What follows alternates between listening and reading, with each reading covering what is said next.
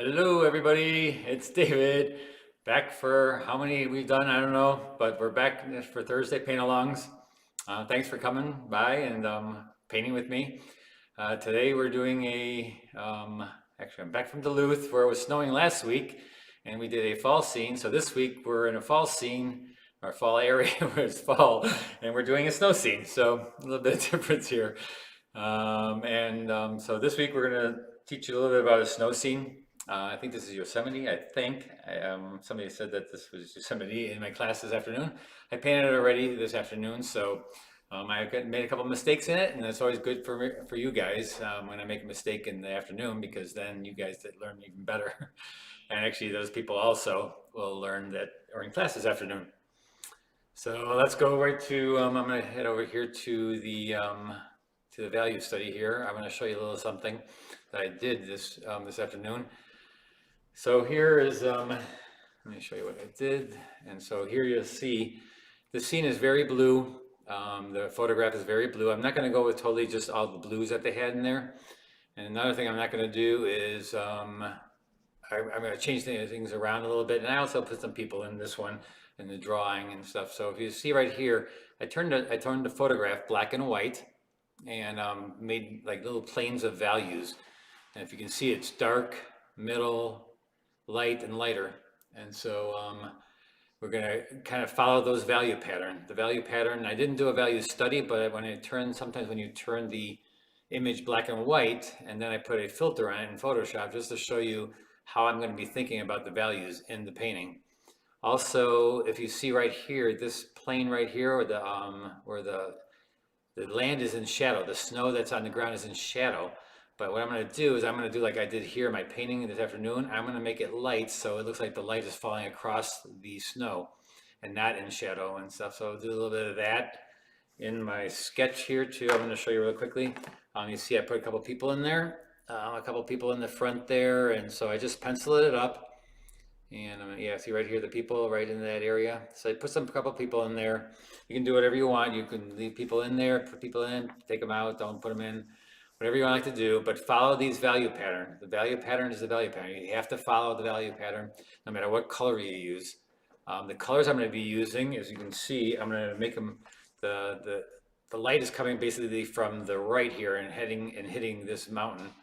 And so what we're going to do is we're going to make the mountain a little bit more earth and more warm.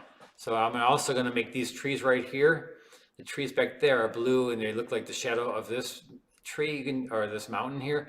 You can do that, but I'm going to turn this warm. I'm going to decide I'm going to make this all warm shadow, because in the snow scene you can do that. You can make the background warm and the foreground cool, because the shadows in the foreground, which are on the snow, will be cool. So that's just a little bit of an example of what we're going to be doing. A little exercise, a little bit of learning how to do a snow scene. So that's how come on this scene you can see I used a little bit of warmth back there, but I didn't make these warm enough. I think I want to make these a little bit more warm. And I know this is in shadow in the photo, which I will keep in shadow, but I'll make it a warm shadow. And so let's just get to things. And also for those newcomers that have been here the first time, I use the my supply list is right here. I put it up there for you to see. And those are the colors I'm using and the brushes I'm using, and the transfer paper. I did use transfer paper, which I didn't this time. Stonehenge cold press is what I've been using. And Molbine watercolors, because they're awesome paints and they don't dry out. And so that come back to this part of the site if you wanted to see what I'm using. And if any information you need from me is just go to my website at BeckerArt.net. And again, thank you for all those people who have been buying my daily paintings, and I've sold a couple of them this week, about 4 of them this week. So thanks a lot for purchasing those, and hopefully I get them all out to everybody this week. And so I just got back from Duluth, and so hopefully they'll get to you very quickly. So let's get going here on the painting. And so this is the one I did this afternoon. Not too bad. It was not bad painting, and there's always time when you do one the first time, there's always things you can improve on it. And so when I do the second time, I always look for what I could do to improve it a little bit. And I think I'm just going to make this area here a little bit warmer, and especially these trees right here I'm going to make warmer. And I'm going to put people right here, right in this little light area, which is not light in the photo, but I'm going to make it light here. I just put a couple people in there, just standing there, looking, a couple standing there looking at the lake. And so another thing I'm going to add to my weekly thing is some craft beer. So today we're going to be drinking the UFO Georgia Peach Ale. Comes from New Hampshire. So each week I'm going to probably get a different craft beer. So that's a part of the craft. That's part of it. So cheers, everybody. Let's get going here. And so we'll start out with the lights to dark. Very good. That's a good beer. And so what we're going to do here is we're going to start out with the sky. And you notice in this one I have to go from light to dark in the sky. I'm going to go right away and get the sky color and the watercolor right away, because that's in the back. It is darker right here than the mountains, so I got to go around that area. So let's see who's all watching, and again, ask questions up there in the chat, and I will look up every once in a while. Hello, Joyce, Rita, Maria, Martina, Tina, Everett, Maura, Billy. Thanks a lot for coming by. Gary's here to help me out, so if you have something you want to say and I'm not looking up, Gary will let me know. All right, so here we go. So we're going to start out, and my brushes are the brushes I'm using are the nylon brushes, my brushes with BeckerArt brushes. I'm starting out with the 1 1/4 inch, and I didn't wet the surface yet. I'm going to wet it as I go along. So you can do the same thing. You can wet it all at once or wet it as you go along. And since I've got to go around these mountains, I'm going to wet it as I go along. See, I'm just putting water here, putting water down, and I'm going to take it a little bit farther ahead here. I know there's a little bit of, and I also, again, I'm using a towel on my surface here, so I can just rub it like this, and I don't have to have a sponge right here, which I do also have a towel here, but I can rub it anywhere I want, and so it's nice to have that there. I'm going to start out with the ultramarine blue, and I'm going to go into that first. I let my pigment float, and now I forgot, one of my students, Tom, he had given me some nice caps and t-shirts with painted float your pigment on it, and so I'm going to wear that next week when I show you. And so thank you, Tom, for sending me those caps and the t-shirts with the float your pigment. Very cool. I'll tell you where he got them from. I made, and so if you want to get some shirts or caps made from those people, I will put that out next week. Also, next week we're doing an animal, so get ready for that. And so here now, as I go to this part, now I'm going to go a little bit farther ahead and wet it just with a little bit of, with a lot of water, kind of going around the mountains, because the mountains right here are going to be lighter. Over here they're going to be darker, so I don't have to worry as much over it on this side because it's going to be lighter. The sky's going to be lighter than the mountains, so I don't have to go around that part, but I will anyways, just because it's not that hard to go around these mountains. And now I'm going to float my pigment and let things happen in there. I want to take it nice and thick because now it's wet. I'm just going to kind of come in here and just let things happen softly and smoothly. So nice, and just let things drip. And also, a lot of times if you hold things up like this, see, I can make things happen in there with the different way it's flowing down there. And so I'm keeping this part light because these mountains are going to be dark. That's where the shadow's coming off of that side. So something I didn't do this afternoon was I didn't keep it light enough in this area, so that I didn't make it dark enough. So that's, again, it's always best the second time. And that's what you kind of figure out in your sketches when you're doing your value studies, which I just basically changed the picture from color to a black and white and put a tint on it, but that sometimes is even good enough. So down here, I notice in this mountain here, there's a little bit of fog and steam or fog or whatever is going right there. So I'm going to come in here and just put right away, let that drip down into the water. Hey Jill, hey Jean, hey Rita, hey Lynn. Thanks all for coming by and watching. If you have any questions, just let me know. Just put them up there. I look up once in a while. I don't look up very often, but we got until 7:30 to get this done. So I don't look up every second of the time because I do have to get it done by then. So here I'm going to go in there, get that wet. I'm just going to put in a little bit of the fog that's kind of misting over here. The thicker you make the paint on your brush and then water down, the more it's going to stick in that area. It's going to stick in that area. You can make shapes because even though it's wet, you can float your pigment into an area. If it's thick enough, it won't bleed all over the place. This side of the mountain is a little bit of, we're gonna make a little bit of the blue in there too right away. Look at your photograph for the reference for the what has some of the shadows on it. So some of this I'm going to go right into from the sky right into this mountain because there is some shadow in there that has about the same color value as the sky. So you put that in there right away. Background here.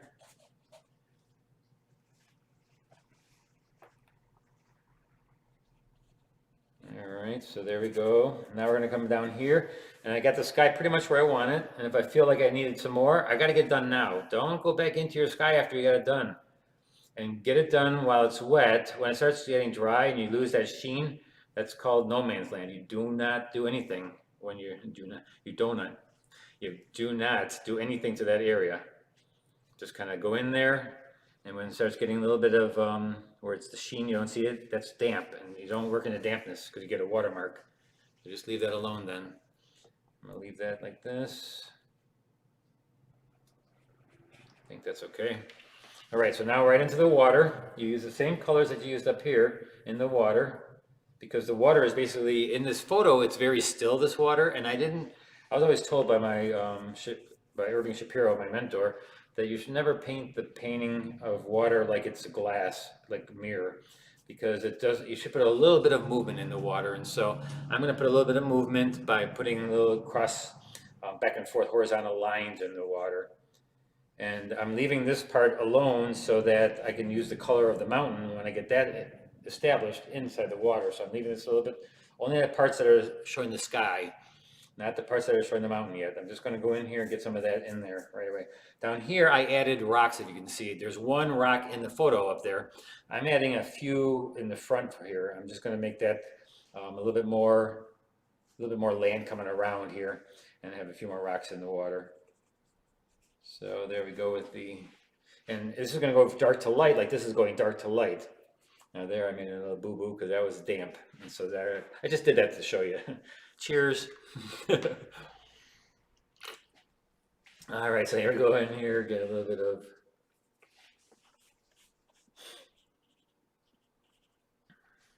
So next week I have to get a craft beer, maybe from one of your places where you guys are at. So maybe I'll have to get it from Wisconsin, where I know that Tina's up in Oshkosh, you said up there. I'll have to get something from Oshkosh, like New Claris. I'll have to try a craft beer from there. Okay, so there's the water, all right? So we got that going. And now we're gonna go right in. We got the sky and the water, the blue parts. And this is pretty blue. I mean, it's very vibrant blue, but that's okay. It's gonna make the orange that I put into the mountain look really cool. I'm gonna take my 1/2-inch brush now, and I'm gonna start doing the mountain and getting some of the color in there. So I'm gonna go with more of an orange earth tone, some earth tones in there, and just kind of, here's a little bit of orange, a little bit of warm. Here's this brown is, what is that brown called? Imidazolone brown. It's like a purpley brown. And so a little bit of violet in there, and so we're gonna come up here and kind of figure out where the light's hitting this side of this mountain. The side that's really light, you're gonna keep white of the paper, so just leave that alone. Just leave the white of your paper. That's one thing about snow. Snow on a mountain or on the land, usually if it's not in the shadow, it's just the paper, so you're just painting around it. You're not even doing anything to paint the snow. You're just painting around. You're painting the shadows and subject matter that's in that area. So here I'm just gonna put a little warmth in there, and the light parts are just staying white. And I'm gonna put a little blue in there for reflection, or shadow, I mean. Because even up there, there's shadow in the light, and so you're gonna put a little bit of blue with the white, with the orange, I mean. And so you're gonna get in there. And to keep this not quite as dark, because these trees down here are gonna be really, really dark. And so this can be pretty dark, these shadows, and you can add a little bit of blue and orange together. It makes a nice grayish color. Let's bring it down here. And this part of the mountain back here is just really light, so I'm just going to make that blue because I just want that to be like it's being engulfed by the sky. I bring that down. Just let that bleed into the foreground here, just by adding water. Just let it bleed in there. And so I noticed I messed up some of the white in there, so I'm just going to pull out some of the paint So by pulling out, what I do is I dry my brush on the paper towel or blanket, like I have, not blanket, the towel I have down here. Well, if you use a blanket, that's fine too, if you have a white blanket. So you're gonna put this up here, and then just gonna pull out some of this white. And so then we're gonna go over here and get some of the same orange, bring that up here. Hey Patty from St. Paul, Minnesota. And Mary, Jill, welcome, welcome. Any questions, just let me know. So going down here. Now I want to still make this foggy, so this I'm gonna rub in there, and even if I get a little bit of a watermark, that's a place to get a watermark. When you want like fog and stuff happening in your painting, that's the perfect time to get a watermark. So there you can put water in while it's damp, because you may want a watermark to make that look of the little fingers you get when you get that paint bleeding into that area. So that's not a bad place to do it.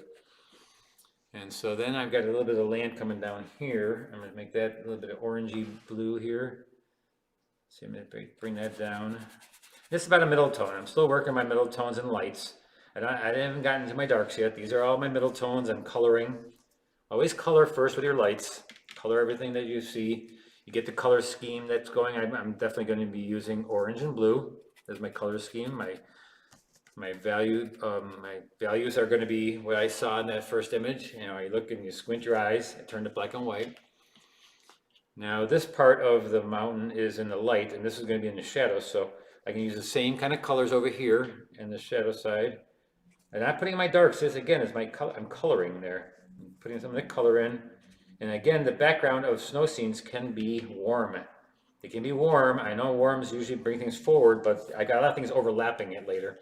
So it's okay to put these back there. I'm going to be putting some darks back there too, but right now I'm just putting some warm colors back there. I'm going to make these trees also warm when I do this shadow. It's going to be a warm shadow over here. A little bit different from what I did this afternoon. This afternoon I did a shadow, but these are blue, these trees. And so I'm going to make them warm instead of blue. Just I thought about that. It's like, well, that way they'll stay back because the worms are in the background. All right, and we'll do that right now. I'm just going to take my small round number 8 brush. This is number 8. Yep, number 8 brush. I'm going to take a little bit of the orange. I'm taking a brilliant orange from Holbein, a little bit of blue, and make it warm. And I'm just going to go in here, and hopefully my sky is already dry, which it is.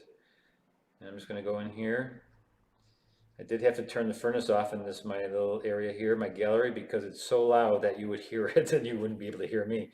So it's going to get a little chilly in here, I think, a little bit. If Gary is even started hearing his teeth chatter, we'll know it's a little bit too cold in here.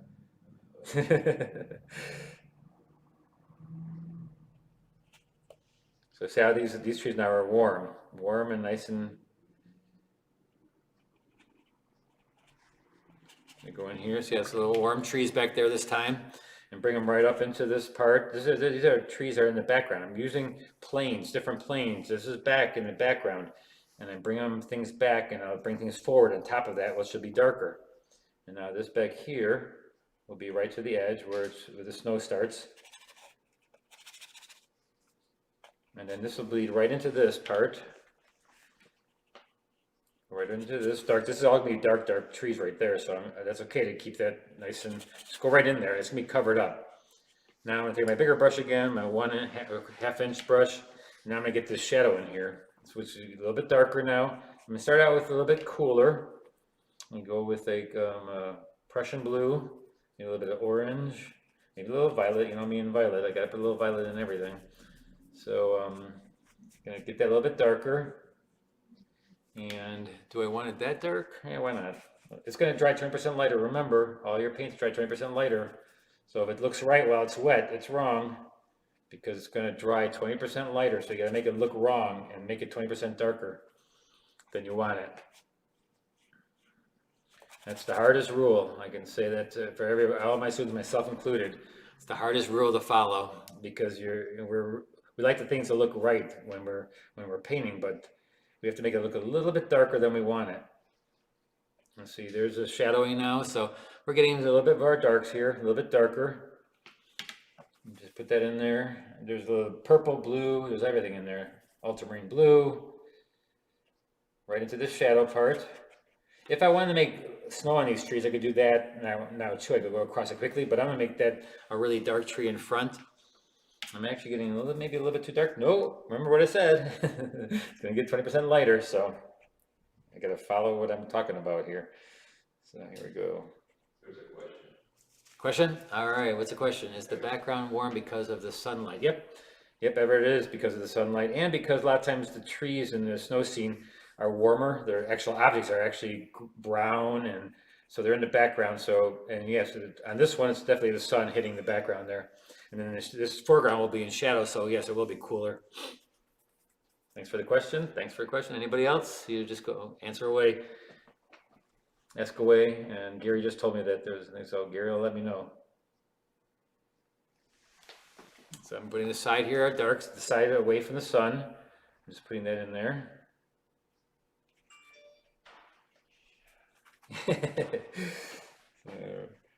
Okay, so that's pretty much the background there. And now I was talking about the, let's make this a little bit darker over here. Actually, these shadows in here should be maybe just slightly darker.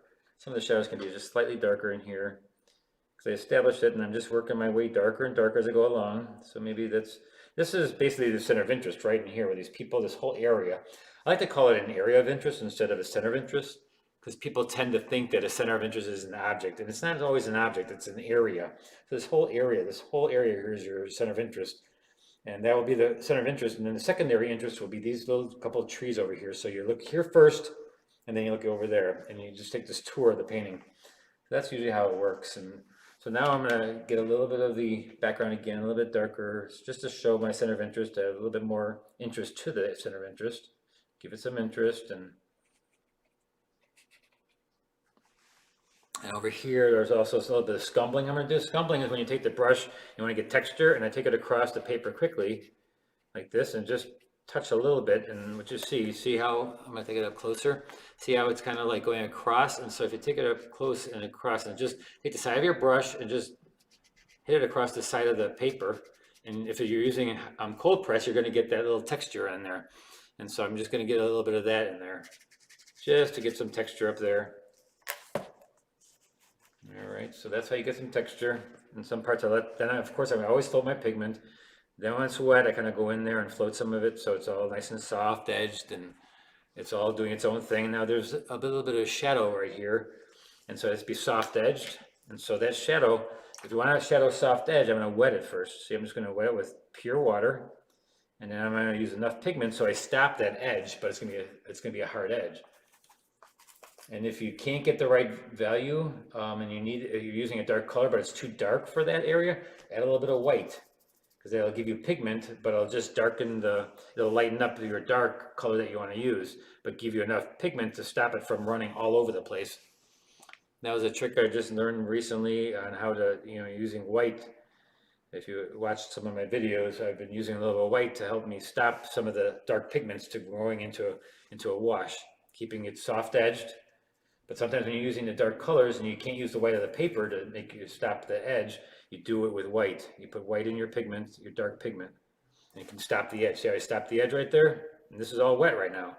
But I stopped it because if I used the blue, too much of the blue would be too dark. But so I used a little bit of white in that blue and it'll be perfect. And it gives me the pigment to stop the bleeding.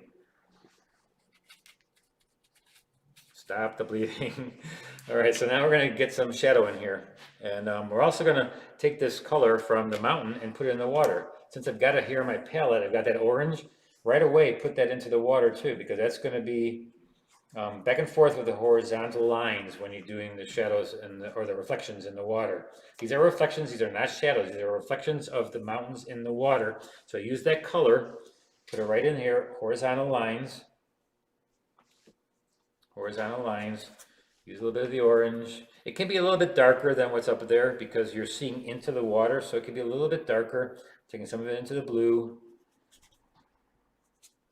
This is going to be for reflecting that, right? So you go right over here, go around my rocks here. I put some rocks in the foreground, which are not in my photo, I put them in there. There's one rock there, but I put more in the photo itself. So I've gotten some of that color in there, see? Some of that color from the mountain in there. This is some dark over here, so I gotta put that in there too. Look what you're reflecting into the water. It's gotta be what's reflecting. That the water reflects the water. This is clean, clean, super clean water. It's not gonna reflect anything except what's above it. So you're going to be using what's above it and just reflect it into the water. This is later on, it's going to be really dark, so I don't have to worry about that area right now because that's going to be really dark. Now I want to throw everything in the shadow. I want to find out where the shadows are going. So on the side of the area here where the snow is, I'm going to put the snow into shadow. So I'm going to use the blue, same blue. I'm going to add a little bit of violet to it this time to make it a little bit different from the sky. A little bit of violet. I'm just gonna go over this and just basically put the shadows of the snow, the side of the snow in there. And like I said before, I'm gonna do maybe a little bit of shadow from here, from the mountain again across this part, but then I'm leaving this shadow like it's hitting the side of the mountain and it's coming right across here, which it isn't in the photograph, so I'm making this up. I'm making it so there's a little bit of light hitting the snow, which is white. I'm just gonna leave it white on the paper. And then these people are going to also have shadows on them from them over the side here. And that'll make them look like they're standing in the sun. And then right behind them and over here will all be in shadow. Again, I take ultramarine blue, a little bit of my lavender or purple, you can use either one. A little bit of the orange in there to dull it down a little bit. And then just go over all the snow that's in shadow. So you just over the snow that's in shadow. A little bit more vibrant blue in the foreground snow shadows than the background. And again, if you want to make it a little bit darker area, use a little bit more pigment and make it stop with a little bit heavier pigment. Here, I'm going to keep the top of these rocks white, like the sun is hitting the top of the rocks. And the side of the rocks will have the shadow, right? So you're just going to go in here, hit the side of the rocks. What time do we have? Almost 7, half hour left. Okay. I keep on watching the clock.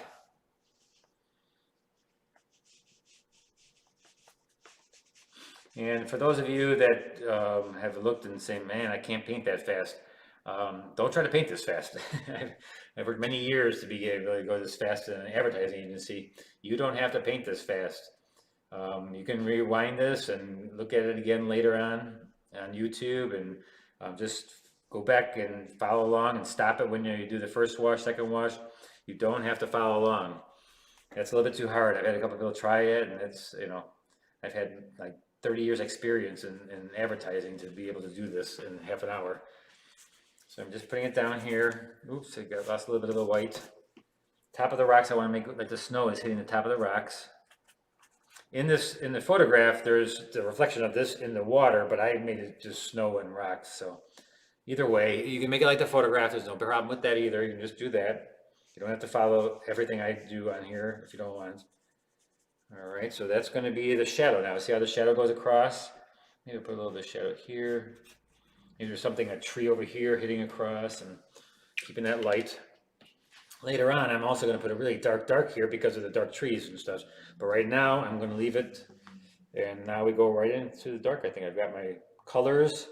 It is very kind of two-colored with the orange and the blue. I did put a little bit more violet in here, so I guess we're getting a little bit more colorful. But it is, I'm going with the blues and oranges, so it's not a bad thing to do that because it very your painting color scheme is really good that way, and it's not going to hurt it by doing. I mean, look at that photograph. The photograph is basically white, blue, and black. It's just that's all that has on there. So I just put a little warmth into it.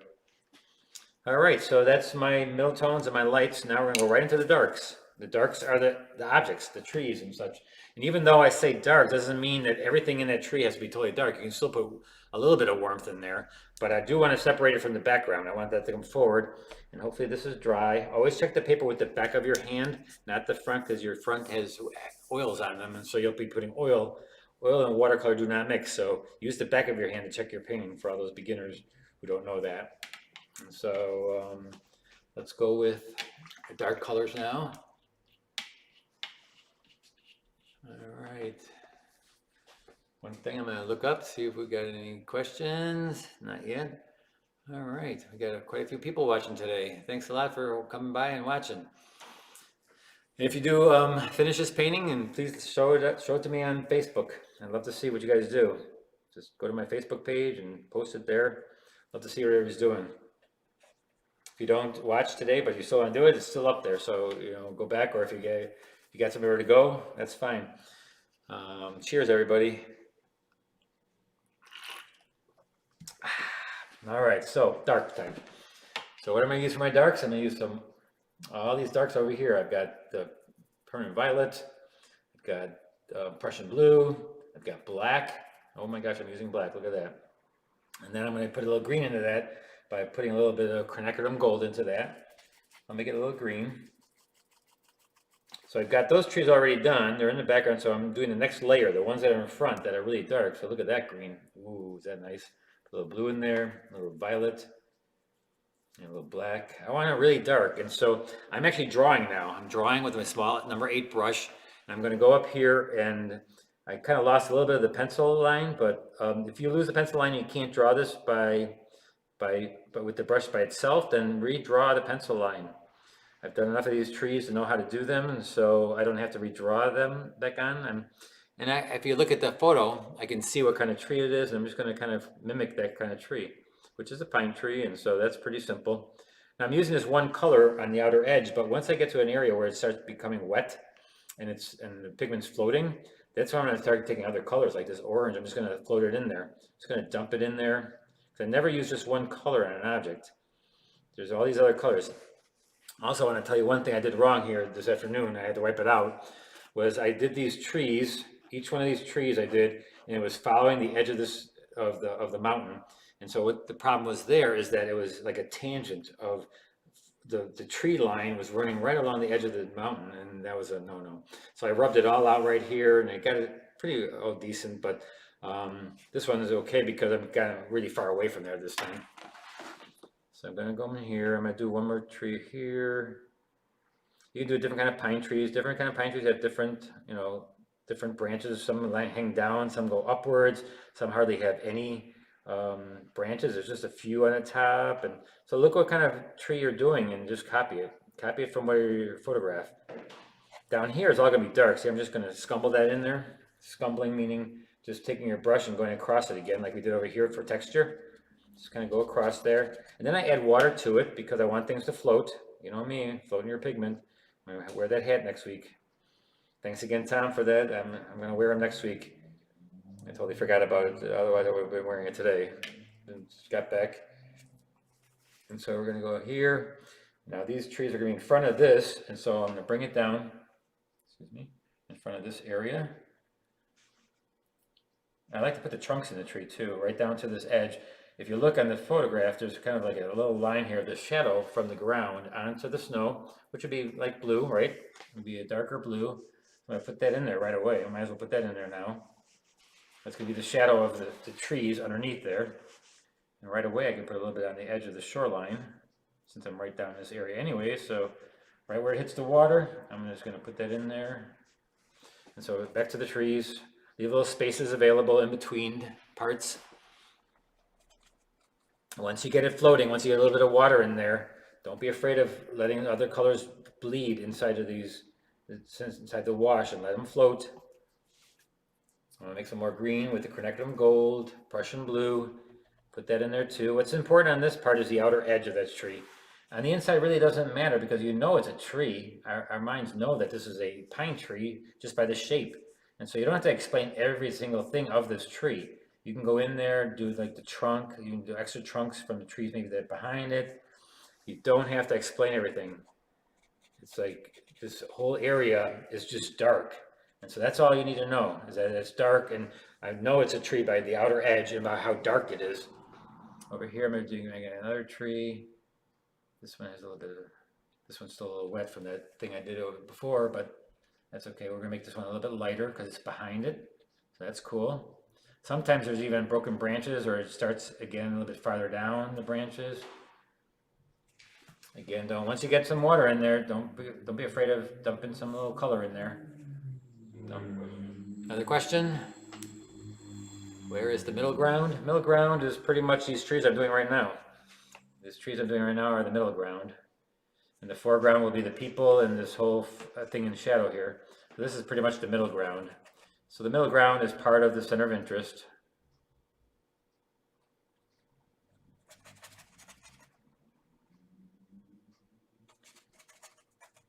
All right, so we go in there, just look at all these colors I got in there. Look a little close and you'll see how much color, can you see? Kind of hard to see, but there's a lot of different colors inside here. It's a little tough because it's very, I'm not sure if you can see that, but there's orange in there, there's blue, there's green, a little bit of everything in there. So we're just going to bring it down and just keep on going with the darks. You can make that all one color, that's fine. I mean, it's not that bad. It won't look bad as long as you keep the values. I like to just put in a few other colors just so that you get some interest. And it's wet in the wet, and so it's floating, and so you're going to get a really nice wash in there too. Now this area is going to be a bunch of trees over here too. So again, I'm just going to get the tops, but these are not as important, so I can go over here and be a little bit looser with this area. So if I want to just go like this and just put in a little bit of scumbling. And if you want to put trees behind that, why not use a little bit lighter blue, lighter bluish green? Here, I'll use a little bit of this horizon blue and make some trees that are light, and just make them light so they're behind these trees. And it'll look, and you can even scumble the area too. Watch this, I'm going to scumble it. Again, scumbling is just taking your brush across, making texture. Just kind of just tapping it. See, I'm just tapping it like this.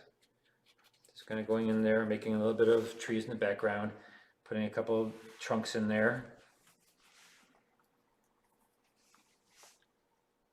Going with some warm color, orange here again. Again, don't just use one color if you want to make it more colorful. Like, cause I'm using colors that are throughout the painting. I'm not using anything that's odd or different. It's all the same colors, but when you're the center of interest, I can't just use one color in there. It's got to be a little bit of everything I've used. And so this is middle of the ground, but it's also part of my center of interest.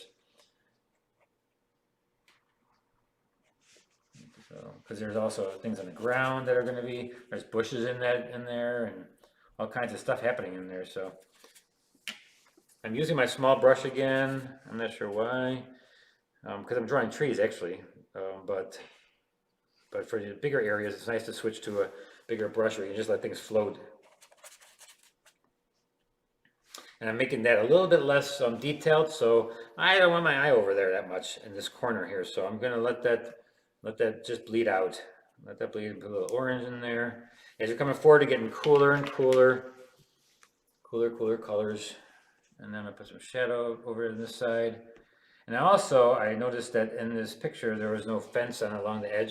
So I put a little fence in there. I'm gonna have a couple of lines in there just to give it more interest. Now I've got these trees done. How about the reflections in the water? So the reflections in the water are going to be with the color of the water, but because I put the shadow color of the mountain in there, I'm going to use this color here, the greenish blue, and I'm just going to go in here and just put the color and leaving some spots available so that you can still see a little bit of the mountain behind it. But these are going to be reflections of the trees in the water. See how all my brushworks are back and forth horizontal? Don't go down with it. Don't make up and down brush strokes. It doesn't look like water then. It just looks, there are some people who do like reflections, but they're very simplified reflections. But this is supposed to look like running water, and so you're gonna get a little bit more of the horizontal look. And just, and it'll give the river a little bit of a movement to it. Whereas if I do it straight down, it would be very still, a very still river. So here I'm gonna go around these rocks, go around the top of the rocks. And there's some orange in there, so I'm going to put some orange in there. How much time do we have left? Oh, we got plenty of time. I'll slow down here a little bit. Ask some questions. So you get in here, or I'll drink more. Hey, cheers everybody. All right, so what we got going here? We got some branches here. I'll put a little fence back there too, like this fence back there. It's all about how to get distance in a painting. It's all distance. It's all coming forward, back, middle ground. You all got to create, like it's one of those pop-up books where they have the background and this would pop up and then in front of that. Actually, I have that in one of my composition books about how you make it look three-dimensional. I do have 2 books published that were they're out of print right now, but you can still get them like on Amazon. And one was about composition, and in that book I write a little bit about like how you get the background, middle ground, foreground, because you've got like 3 planes in your painting that you have to kind of make sure that you get. And one of them is like your middle ground that Ever just asked about. So this is underneath the rocks here, and so I'm going to put a little bit of dark. Anywhere the water hits the land, that's where you want a really dark, crisp. I can even put black and blue. I'm just gonna make it really dark, purple. Just gonna almost go in there and just get a really dark hit along the edge. And you go around some rocks over here, underneath the rock, you put a little dark there. Really, really dark on the edge of the river. Really dark. Just gonna, and look at your photo if you need to see what actually is happening over there. If there's a certain thing you want to see exactly how it looks, you know, if there's a rock, or I think there's even a little, there's a board here or something, or a big timber right here. And so I can just put that in there by putting it on top of it dark. And then I will go in there and get some shadow parts too later. And these people I'm going to put down here. Let's put them in there a little bit. They're going to be dark, but there'll be color, and I'll put the color in later. These trees are going to be in there. There's a little tree, so I'm going to put that in the water right away since I'm here already. This tree is going to be dark, and I'll put that in there.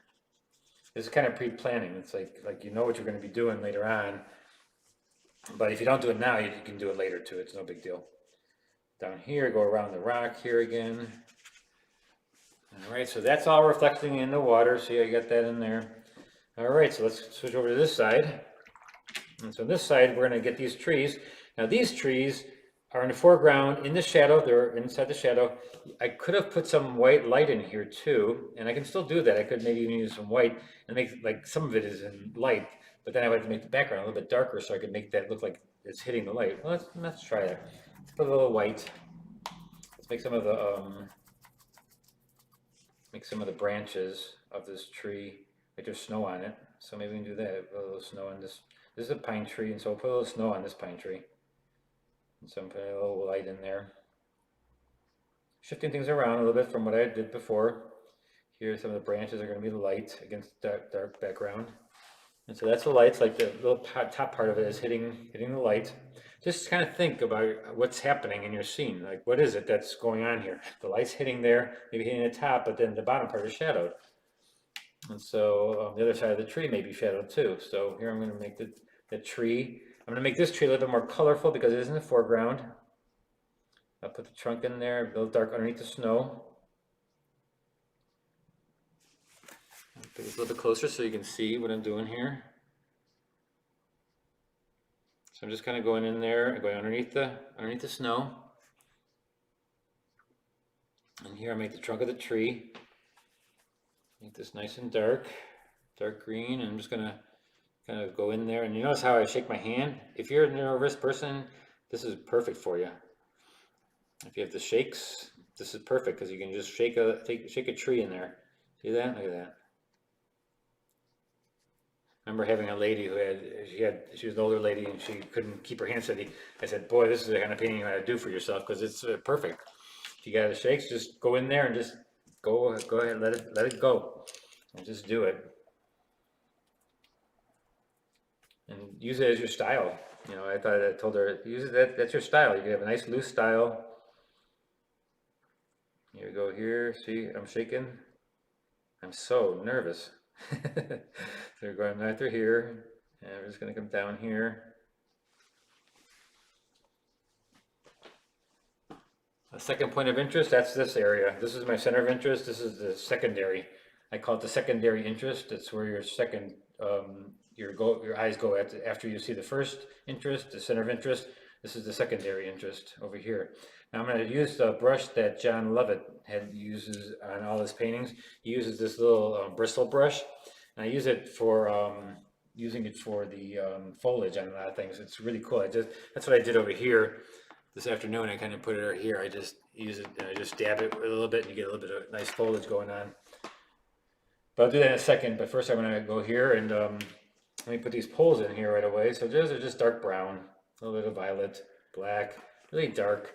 I'm just gonna put these little rods down, these little, like a chicken wire type of pole that comes down, or barbed wire, I should say.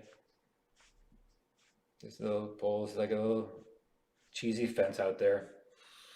You can actually put little wires in there too, or if you want to make it like wood, you can make them a little bit thicker. It's all good. I just thought it just adds a little interest to it. Now I'm gonna put a couple of them. I'll put little things going across, or put the wire going across. So you just, and then also they have shadow, right? So you take a little bit of the blue. This is getting into detail now, but that's all I have left is some of the details.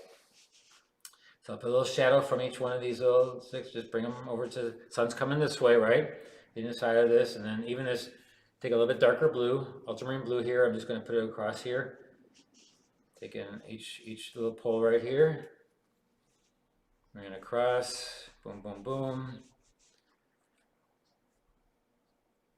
Here we got a little dark. Side of the thing, I'm gonna take my number 8 brush, ultramarine blue, and I'm gonna put the side of the hill here, because there's like, it goes down, right? So you're gonna do the side of that a little bit darker, side of each rock a little bit darker. Because it'll be a little bit darker, then as it goes up, it gets lighter and lighter, right? So you're just gonna make this part a little bit darker on the edge. And all this stuff you have on your palette from before, so sometimes you don't have to dip into the water well, or the well of paint, dip into your palette that has some of that color, because then you're gonna match the color that you've been using already. It's always a good thing to keep that. And that's how come I see a lot of people wiping their palette clean. Don't wipe it clean. You can always use that paint again. Especially if you're going back in later on to fix your painting, you'll still have a little bit of that available to you. All right, so it comes in there, the lights come and hit there. And let me show you about this. This is a John Lovett brush. It's like a bristle brush. They come in ½ inch. We have a 1/4 inch. This is a 1/4 inch. They have ½ inch, or no, this is a ½ inch. ½ inch, 3/4, 1 inch, and they have like a 2-inch brush like this. All I'm gonna do is take it, put it into the paint. Gonna do some, just poke it straight on to make it look like there's some leaves. You can make them warm too in some spots. On this side, make it a little warm, a little orange on there. Just kind of punch it in there. And it kind of makes it textury. If you don't want that texture, go in later on with your brush, add a little water to it, and you can float some of the pigment. So it's not all the same. It's not all textury. I like to add a little water and let things run a little bit. You know me and floating your pigment. I like to float it in there. And now, because I have that orange up here, where does it have to go? In the water. Remember, in the water, we gotta put some down here. It's gotta reflect. The color reflects into the water. That's all the water is. It's a reflection of what's above. This is not the color of the water, it's what's above it. People think that the water has color in it. Yes, it does have color, but it's from the reflection that it's above it. And that green, put that down there, a little white. This white up here, gonna put the little white in there too, see? All right, on to the people. What, we got time left? Oh yeah, got time. People, little gestures. I'm not gonna make them really important. I don't have them like, they're not so detailed that you can see exactly what they're doing. They're just basically, I do the text or the torso first of each person, and I usually do it in one color, and then I add stuff to that. Then I do the carrot stick legs. If you want to do a little bit more detailed, where you're actually drawing them doing something, that's fine. You can do that too. But I'm not going to do that on this one. I'm just going to, let's see, she's pointing over here. So it's right over there. Step right there. It's a trick. Don't do it. So here we go.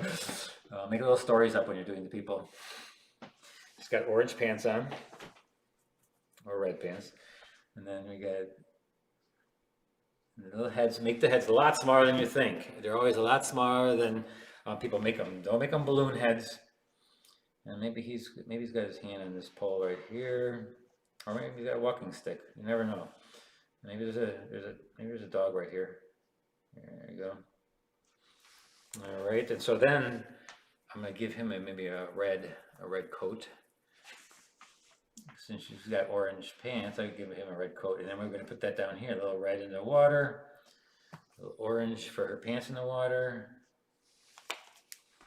Just to reflect it, here's a little part of the dog. So we're going to reflect that in there a little bit. All right. Hey Pam, you gonna try this one? Okay, let me see when you're done. If you want to have your class do it, that's fine. If you want to, anyone wants to have their class do it, I know Pam's a teacher. If you want to use it for your class, go be my guest. The picture comes from Unsplash, I think, or this one came from pixelbay.com. I get some of the images from those places that have royalty-free images.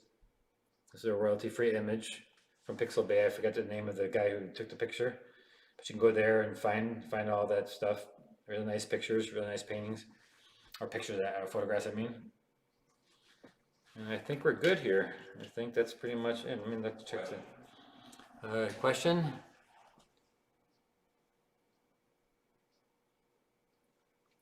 Are you going to leave those trees in the back that light? These are back here? Yes, I am. Those are in the distance, so if I make them too dark, then they come forward. So I'm going to leave those light, and so they stay back there. They're like under. Also, there's actually like a fog back there, and sometimes that affects it. But no, I will leave them light and stuff because I want them to push back. I want things to keep their distance and stuff. And so if I made it, and a couple people did that in class where they made these a little bit too dark, or this one even. This one kind of dark, right? And so they are lighter than this, so they do stay back, but I want them even farther back. And I also added warmth to them, so they would even stay farther back and be part of the center of interest. Where this is a little bit not as, it's the same type of thing, but this is just more dimension in this one than in this one. So yes, I will be leaving those lighter. And thanks for the question, by the way.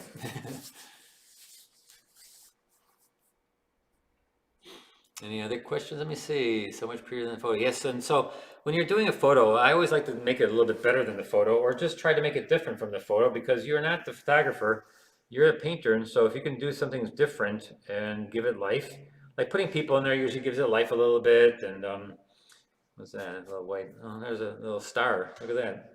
Star. That's what they're looking at. They're looking at the star. I left a little bit of white there. And so I definitely try to make the photograph, and you should try yourself to look at the photograph and see what you can make it, how you can make it better than the photograph, or make it different, or if there's things missing to make it better composition, that's great if you can do that. And so I think it gives it a little bit more, personality too. It's what you want it to be, not what the photograph is. I'm just gonna look at it one more time. I'm gonna put a little bit more texture in the. No, I'm not gonna do that, because if I get too detailed back there, it's gonna come forward. Again, it's all about dimension, how it goes back and stuff. So let me take the tape off. If you have any more questions, ask them in the next 2 minutes, because we're already done here in the next 2 minutes. So ask your questions now, or later on if you ever put them in on YouTube. I get some questions every once in a while afterwards.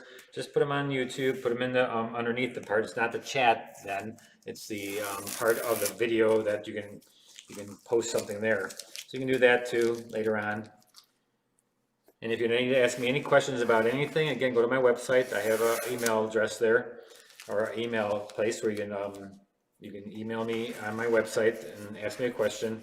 So I will always answer, maybe not right away, because I'm kind of busy at the moment, but I will answer usually at least within a couple weeks. So let me see if I can get this tape off. And I actually, next week, we're going to be doing a little bit of an animal. We're going to take parts of it and abstract it a little bit. So if you come back next week, we're going to be doing an animal that's going to have a background that's a little bit abstract, a little bit of realism. I'm going to show you a little bit of something about how to put a little bit of abstract in your background, and just give you an idea of what you can do to, like, if you're doing an animal. And so that's what we're gonna be doing next week. And so let me just see one more thing here. Let me take a look at it one more, if there's anything else. I like to look at it from a distance. Always look at your paintings at a distance before you get going, or before you end it and before you think it's done. Look at it from a distance and see what you can do, see what you see. Bring it over here a little bit so you can actually see it. There you go. And again, thanks again for stopping by here on Thursdays. And next Thursday, we're doing it again. Again, we're doing an animal.